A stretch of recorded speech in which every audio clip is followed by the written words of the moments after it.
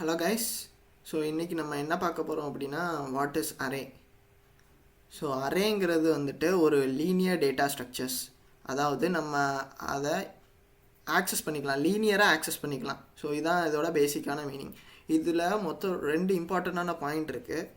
ஒன்று என்னென்னா, அரேஸ் வந்துட்டு கண்டினியூஸ் மெமரியில் தான் ஸ்டோர் ஆகும். இப்போ எக்ஸாம்பிளுக்கு ஃபர்ஸ்ட் எலமெண்ட் வந்துட்டு 1000 ஸ்டோர் ஆகிருக்கு அப்படின்னா செகண்ட் எலமெண்ட் வந்துட்டு 1001 அதில் ஸ்டோர் ஆகிருக்கும். ஓகேவா?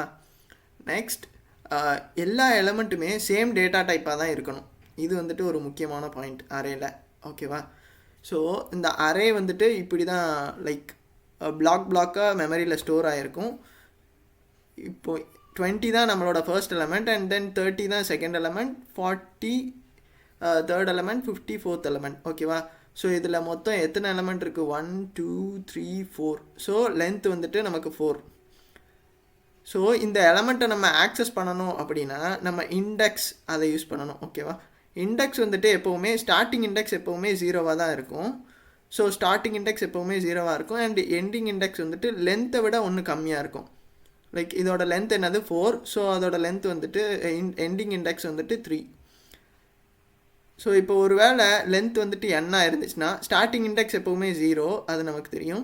அண்ட் தென் எண்டிங் இண்டெக்ஸ் வந்துட்டு n-1 இருக்கும். ஓகேவா? ஸோ இதோட அட்வான்டேஜ் என்ன அப்படின்னு பார்த்தீங்கன்னா, நம்மளால் ஈஸியாக ஆக்சஸ் பண்ணிக்க முடியும், அதுவும் ஃபாஸ்டராகவும் இருக்கும் மற்ற டேட்டா ஸ்ட்ரக்சர்ஸோட ஆக்சஸ். இதோட டிஸ்அட்வான்டேஜ் என்னன்னு பார்த்தீங்கன்னா, இப்போ நான் 4 எலமெண்ட் தான் ஸ்டோர் பண்ண போகிறேன்னு ஃபர்ஸ்ட்டே சொல்லிட்டேன் அப்படின்னா 4 எலமெண்ட் தான் ஸ்டோர் பண்ண முடியும். என்னால் 5th எலமெண்ட் வந்துட்டு ஸ்டோர் பண்ண முடியாது, ஏன்னா அது ஃபஸ்ட்டே மெமரி அலோகேட் பண்ணிடும். ஓகேவா? அண்ட் தென் நம்ம இம்ப்ளிமெண்டேஷன் எல்லாமே ஜாவாவில் தான் இருக்கும், எல்லா டேட்டா ஸ்ட்ரக்சர்ஸுமே. ஸோ இதோட டிக்ளரேஷனை நெக்ஸ்ட் வீடியோவில் பார்ப்போம்.